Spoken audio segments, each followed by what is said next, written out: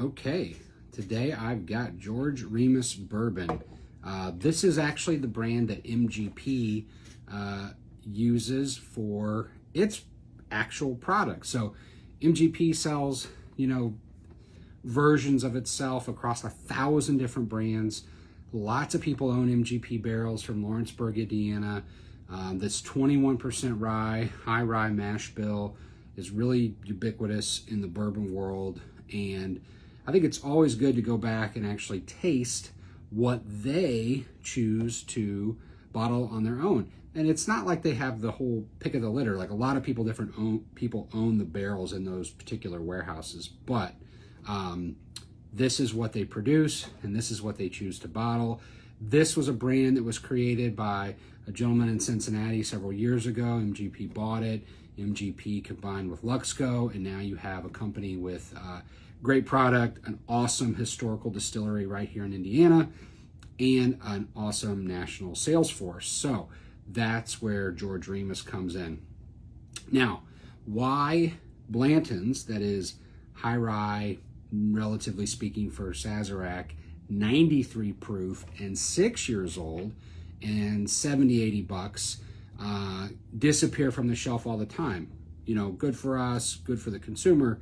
However, this is the great alternative. 94 proof, 6 years old. So basically same proof, same age profile as Blanton's, and it's going to be more like $30, $35 right off the shelf. So there you go. I mean, that right there alone is a reason to go get George Remus, because if somebody said this was allocated or you couldn't get it, or it was $80, $90, had some secondary value, judge it based more on the flavor and how those profiles match up rather than, rather than any other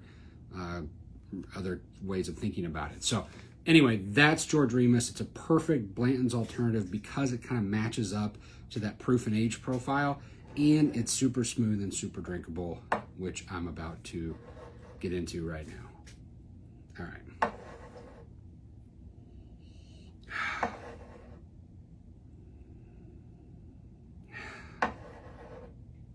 Nice, like lifted floral aroma.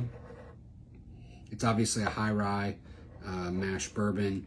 Even MGP's low rye at 21% is high rye. Same mash bills that Four Roses uses as well. So you're going to get a lot of lifted sort of floral, tropical fruit aroma. Some vanilla sweetness.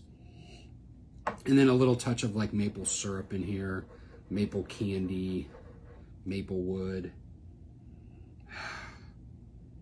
All right, let's have a sip.